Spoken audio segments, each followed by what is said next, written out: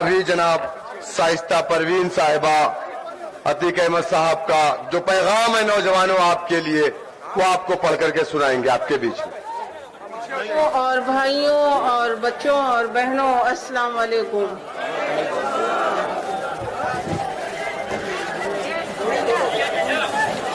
हम किसी सियासी में तो नहीं है, ना हमें सियासत आती है, लेकिन सांसद जी के कहने पर और उनके खत और बहुत इकरार करने पर हमने ये कदम उठाया। उनके कहने पर उनका खत पढ़ने के लिए हम हाजिर हुए हैं। जो जेल से खत आप अपने चाहने वाले भाइयों और बुजुर्गों के लिए भेजा है, वो पढ़ रहे हैं। बुजुर्गों, मेरे साथियों और नौजवानों, अस्सलाम वालेकुम। सबसे पहले मैं हिंदू मुस्लिम भाइयों का शुक्रिया अदा करना चाहता हूँ। बुजुर्गों, ये खत मेरी बीवी जो पढ़ रही है, वहाँ मेरा घर है, आपसे पुराना नाता है, इसलिए मैं कुछ घरेलू बात भी करना चाहता हूँ। मैं और मेरा भाई जेल में है। बड़े बेटे उमर को फर्जी फंसाकर इनाम रखा गया है। बड़ी मजबूरी में मुझे मेरी बीवी से कहना पड़ा कि मेरा यह खत आप ही पढ़ो। शायद मेरे वालिद जिंदा होते तो अपनी बहू को इजाजत न देते।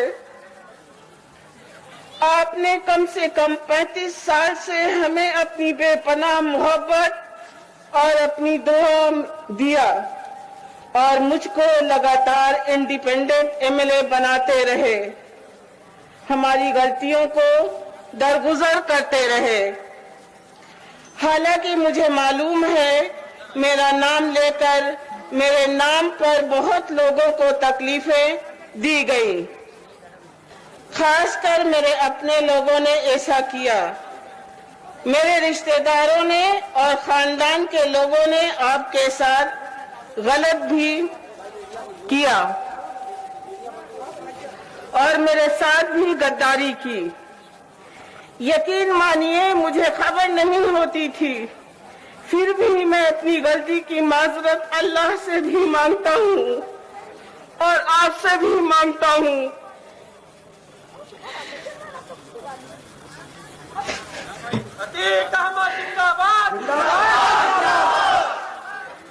हमसे सियासी गलती भी हुई है। आप मुझे वोट देते थे और मैं आपका वोट ले जाकर दूसरों की झोली में डालता था। उनकी ताकत बढ़ती थी और वह मुख्यमंत्री बनते थे और मैं झूठों सीना तान कर घूमता था या जेल काटता था। हम सबको चाहिए था कि अपना एक कायद रहनुमा चुनते। इस गलती का खामियाजा पूरे हिंदुस्तान का मुसलमान भुगत रहा है।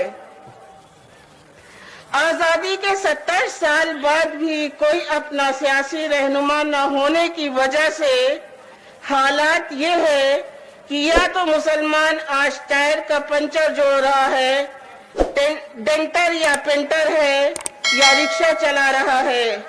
जिसके पास थोड़ी जमीनें थी, उनके बच्चे होते गए, जमीनें बढ़ती गईं, जमीनें छोटी हो गईं और आज नौबत भूखों मरने की है। हमको लेमन जूस और टॉफी खिलाई जाती है, कुछ टिकट मुसलमानों को दे दिए जाते हैं और ऐसे लोगों को जो हक और हिस्से की बात न कर सके। आप बताओ कि अगर मैं विधायक या सांसद हो जाऊंगा, भाई हाजी परवेश टंकी या अंसार आलम को मंत्री बना दिया जाएगा, तो कौन सी मुसलमानों की हालत सुधर जाएगी या कौन सा इनकलाब आ जाएगा। इन लोगों को ऐसे मुसलमान विधायक या सांसद चाहिए जो हाथ बांधे जी हुजूरी करे और जो इनकी जी हुजूरी ना करे उसको ये कमजोर करने की साजिश करते हैं और जेलों में डाल देते हैं। बुजुर्गों, जब मैं सांसद बना तो मुझे सांसद निधि का पैसा मिला। मैंने सारा पैसा फूलपुर की संसदीय क्षेत्र में कब्रिस्तानों की बाउंड्री बनवाने में लगाया।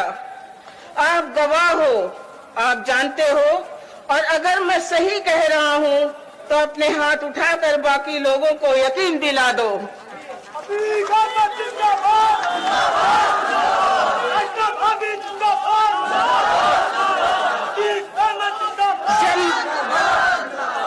जब मैं संसदीय क्षेत्र का सारा पैसा कब्रिस्तानों को लिख रहा था तो मुझको हाई कमान से रोका गया और कहा गया कि यादव के स्कूलों को भी पैसा दो।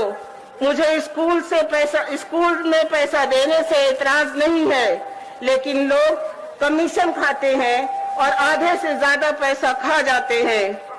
उस वक्त मैंने कहा था कि मैं वो गुण नहीं हूँ जो चीटा खा जाए। आप क्या समझते हो मुझे जेल किसने भेजा? उस वक्त के मुख्यमंत्री अखिलेश यादव जी ने भेजा। इनको डर था अतीक कानपुर से निर्दलीय चुनाव लड़ लेंगे, और मैं कानपुर में कह के भी आया था कि टिकट काटा तो अपना टिकट बना लूंगा।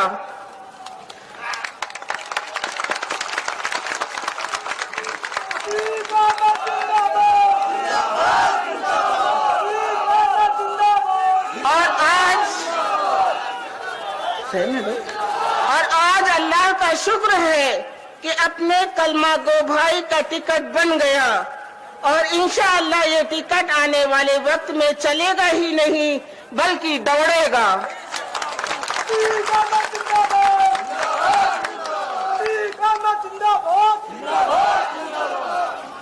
मुझे अखिलेश जी ने खाली जेल ही नहीं भेजा बल्कि कटरे का मुसलमान वकील जो एडिशनल एडवोकेट जनरल था।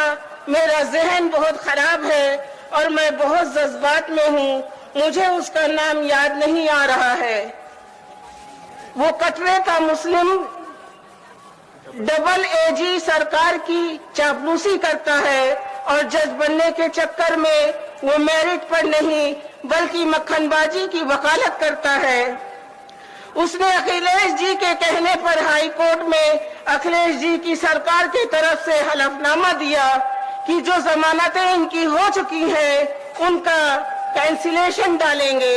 और यही नहीं, मायावती जी और भाजपा के टाइम से जो गैंगस्टर की सेक्शन 14 में जो मेरी प्रॉपर्टी जब्त हुई थी, अखिलेश जी 5 साल मुख्यमंत्री रहे, मैं इनके पास दौड़ता रहा और वे डीएम से कहते थे कि एक एक फाइल करना, सब मत कर देना। यही वजह है मेरी ज्यादातर प्रॉपर्टी, यहाँ तक कि मेरे पेंशन का पैसा सब बंद रहा और अखिलेश जी मुख्यमंत्री बने रहे, और रही सही कसर भारतीय जनता पार्टी ने पूरा किया।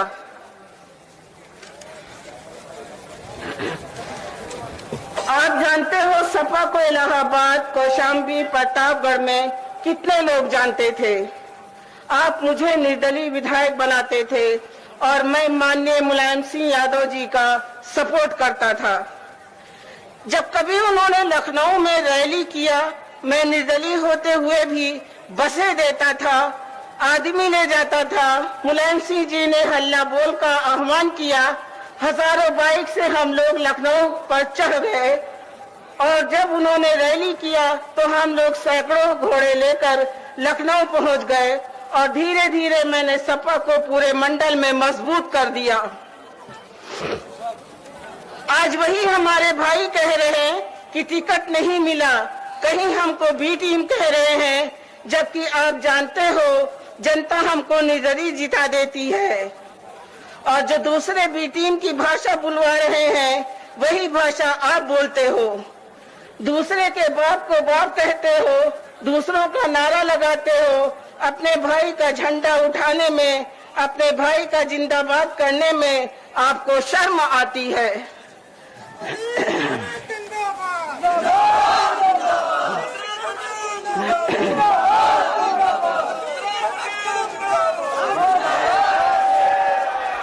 याद रखना, कोई नहीं चाहता मुसलमानों की पार्टी बने, इसलिए कि उनको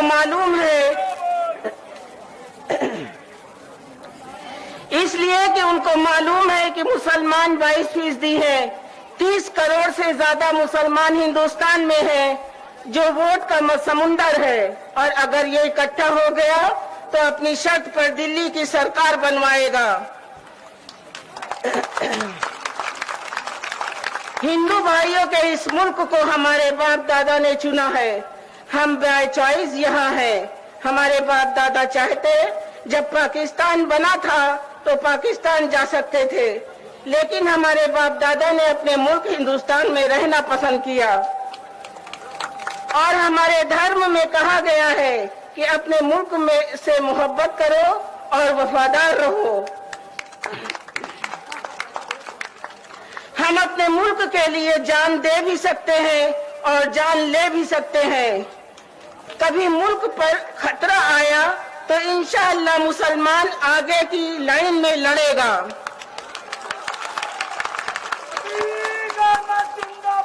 और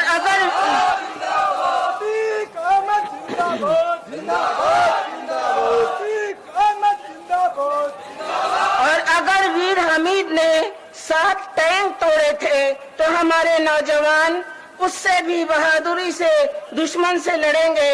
लेकिन हम इस तरह की और अधिक वीडियो को देखने के लिए हमारे चैनल को सब्सक्राइब करना ना भूलें और साथ ही साथ बेल आइकन को भी प्रेस जरूर करें।